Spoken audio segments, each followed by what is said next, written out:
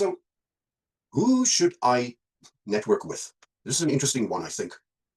You know, in any network, there are people that have less power and more power to help you, to talk on your behalf, to introduce you to other people. And at the same time, some of these people have very low interest in helping you, and some of them have very high interest in helping you, right? So a person who has hiring authority would be high power. And if I can tell them about myself and what I represent and my talents, maybe they'll have high interest, right? So these are the kinds of people that I would like to target. Sometimes people have high power in an organization, but they still have low interest. They don't know you. They don't know what you're all about. By having a good conversation with a person, you can increase their interest, right? Get them talking and show what you have. Show them your resume. Ask them questions about the work that they do. And that typically increases their interest in you. So it moves them over to that quadrant. If you're on LinkedIn and you have found somebody interesting that you would like to connect with, people very often say to me, how do I optimize my chances that the person will actually even respond to me? And how do I optimize my chances that if they respond, if they accept me, that they will be willing to have a light conversation with me, at least so we can get to know each other? So I've got a 5-part plan here for you.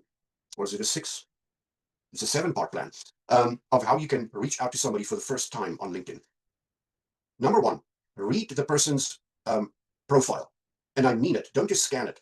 Read until you found something genuinely interesting about what they do, what they've written. So it would say, so if you can mention something in your message about, I've noticed that you and I are part of the same interest group, or I've noticed that you've recently worked on XYZ project. Or you can mention that you share an interest group, or that you share an industry association or a community.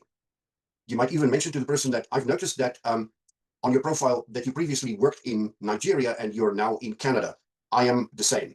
So I would love to connect with you. But you've got to find some compelling reason why the person's profile caught your attention. You can already see that I would say, do not just hit the connect button and rely on that generic, please connect with me message. Don't do that, because your failure rate is incredibly high.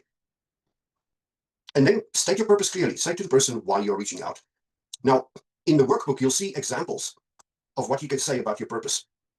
I give you the example there that in the workbook where the person says, I am currently actively expanding my network in the XYZ industry here in the GTA or in Canada or wherever you live. And I've noticed that you recently posted an article on XYZ. I would love to be part of your network, right? But get it out there and tell the person that you are actively expanding your network. You do not need to hide it. Networkers like other networkers. So you don't need to be shy and bashful about your intentions. Okay, keep it light and professional. Don't dump a heavy request on the person at the outset, right? Don't say to them, hey, I'm currently looking for a job and I noticed that you're working here. Could you please have a look at my resume? And could you please refer me to Bob in marketing? Too much, they will run away.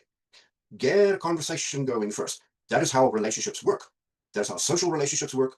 And that is how professional relationships work. Respect their time. People don't like to read paragraphs. Keep it to 3, 4, 5 concise lines. And then say to the person, if you do accept my invitation to connect, I hope it would be okay if I can ask you 1 or 2 questions about the work that you do, right? So load the expectations up front. You're not asking them for favors yet, but you're saying that if you do connect with me, I hope it's okay if I ask you 1 or 2 questions. They know it's going to be a productive connection, and they know that you're going to ask them for something small.